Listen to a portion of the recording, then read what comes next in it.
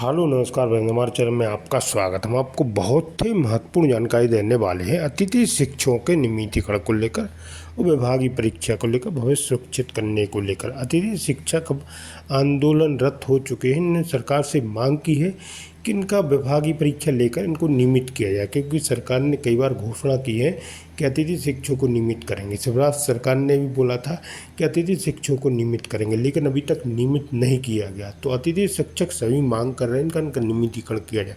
और मैं एक वीडियो भी दिखाने वाला हूँ, अतिथि शिक्षक क्या कह रहे हो, सरकार की सच्चाई अतिथि शिक्षकों ने सामने रख दी है। तो आप वीडियो को पूरा ज़रूर देखें। आपको वीडियो अच्छा लगे तो लाइक करें और चैनल को सब्सक्राइब जरूर कर लें न्यू अपडेट पाने के लिए। और अतिथि शिक्षक किस तरीके से नियमित होंगे इसके संबंध में भी पूरी जानकारी दी गई है।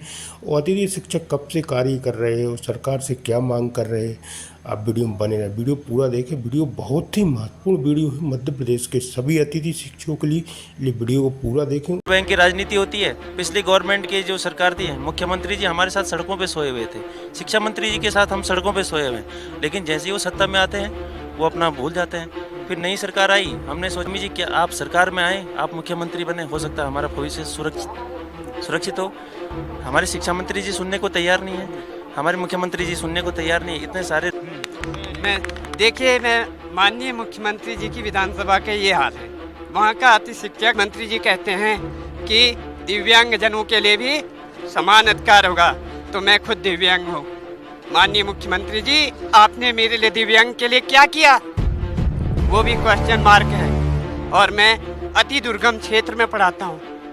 2015 से आज तक 8 वर्ष हो चुके हैं। हमारा दर्द ये है कि सर, मैं चाहता हूं कि सरकार हमें तदर्थ नियुक्ति दे और तब तक हम यहाँ से उठ कर नहीं जाएंगे, चाहे मुझे अपनी जान देने पड़े, उसके लिए भी सर मैं तैयार हूँ। जिस प्रदेश का शिक्षक सड़कों पे, जिस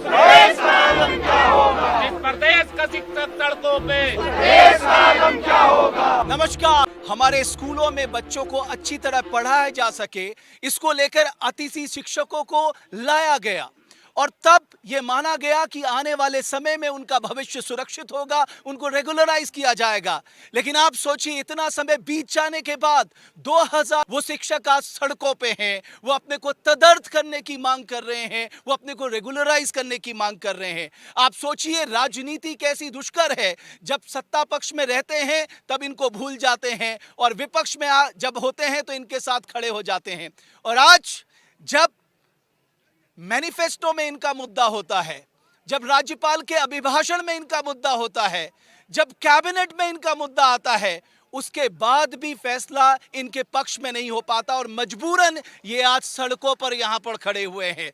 और आप जो तख्तियां लेकर ये हाथ में खड़े हैं, आप देखिए ना, इन्होंने क्या लिखा है, अतिथि शिक्षकों का शोषण बंद करो, महसूस करो हमारा दर्द, अब तो करो तदर्थ।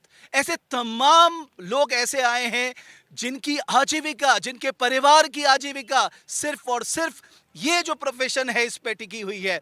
और इसी पे बात करने के लिए सबसे पहले क्या क्या दिक्कत आ रही है। एक बार मुझे पता लगा कि कैबिनेट में ऑलमोस्ट एक कंसेंसस बन गया था कि आप लोगों को तदर्थ करने की बात हो रही थी। कहाँ दिक्कत फंस रही, कहाँ पेच फंस रहा है? सबसे पहले सर आप लोगों का बहुत बहुत धन्यवाद। आप अपनी आवाज़ के माध्यम से हमारी आवाज़ को सबके सामने रख रहे हैं।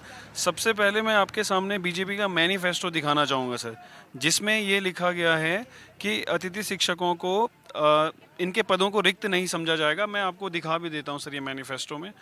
एक्चुअली सर हम 2015 8 साल से हम निरंतर काम कर रहे हैं।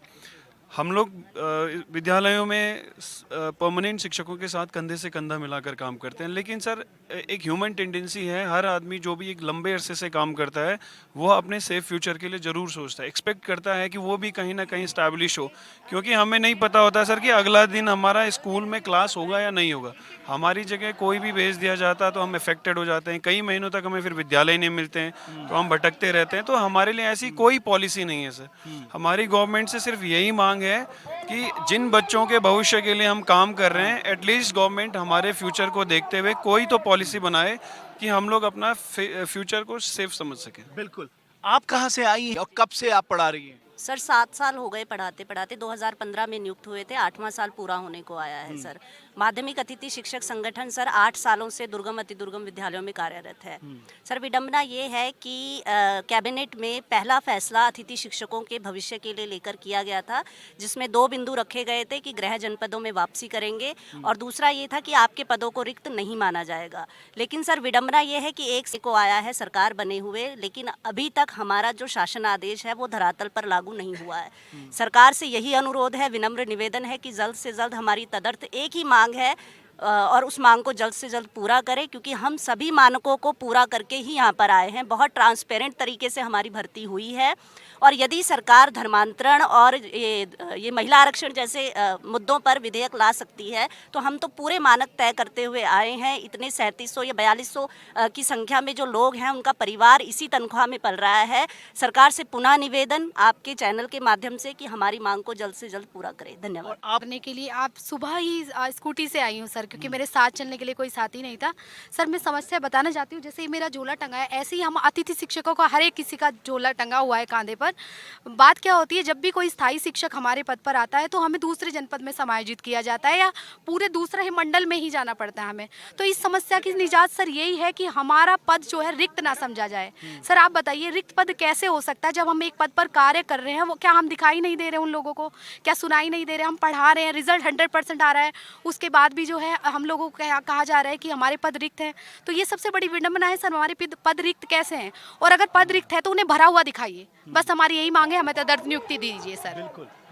आपसे मैं जानना चाहता हूं कि जब ये कैबिनेट में मामला आया था तब ये न्यूज़पेपर्स में बातें आ रही थी कि जो कैबिनेट के जो 2 मेन पॉइंट थे कि इनके पदों को सुरक्षित माना जाएगा, इनके पदों को हम लॉक कर रहे हैं, इनके पदों को हम मतलब इनके पदों पर हम बिल्कुल भी कोई भी टीचर सीधी भर्ती ट्रांसफर किसी भी ढंग से इनके पदों लेकिन पर वो हो रहा है उसके बाद लेकिन में। वो ग्राउंड लेवल पर नहीं आया सर। मतलब सिर्फ अखबारबाजी हुई उसमें, मैं समझ गया। प्रिंट मीडिया इलेक्ट्रॉनिक मीडिया से मतलब they have just confined that news within the electronic media and print media, but they haven't issued the government GO। Okay, आप कह रहे हैं इलेक्ट्रॉनिक मीडिया प्रिंट मीडिया में वो खबर आई बट वो ग्राउंड लेवल पे इम्प्लीमेंट नहीं हुई। आप उनसे कहा कि साहब आप इस मैटर को सीरियसली देखिए, आप लोगों को कोई संकेत मिला है? संकेत सिर्फ आश्वासन मिलते रहे हैं। और आप देखेंगे उड़ीसा, पंजाब, हरियाणा सरकार सभी लोग जो हैं विभाग में जिनको 5 साल से ऊपर हो गया है उनको एडॉप्ट करने का एक कहीं ना कहीं नियमावली उन्होंने बनाई है। तो मेरा आपके माध्यम से सरकार को यही निवेदन है कि कृपया करके वो जितने भी हम लोग अतिथि शिक्षक हैं एक ट्रांसपेरेंट तरीके से लगे हैं और बहुत मनोयोग से काम कर रहे हैं।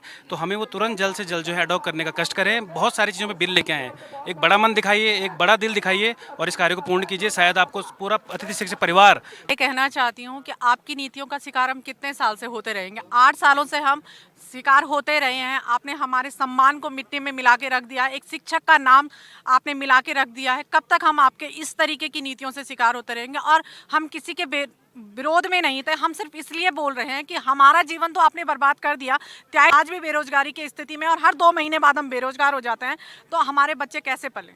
और जो आने वाले आप बात निकाल रहे हैं इसकी स्थिति में क्या होगा कि आने वाले बच्चे और भी बेरोजगार हो जाएंगे। हम सिर्फ एक ही कह रहे हैं कि ना तो आपका समय पर हमें कभी वेतनमान मिला है, ना उस वेतनमान में हमारा कभी भरण पोषण हो पाया है। हमारे 2-2 बच्चे हैं, हम कैसे उनका पालन पोषण करें? और मैं ये चाहती हूँ कि आप अपनी नीतियों को सुधारें और हमारी एक ही मांग है कि हमें तदर्थ नियुक्ति दी जाए। तो तदर्थ नियुक्तियों को लेकर आपने देखा कि यहाँ पर सभी लोग एकजुट एकमुठ होकर आए हैं और ये संघर्ष बड़ा लंबा है।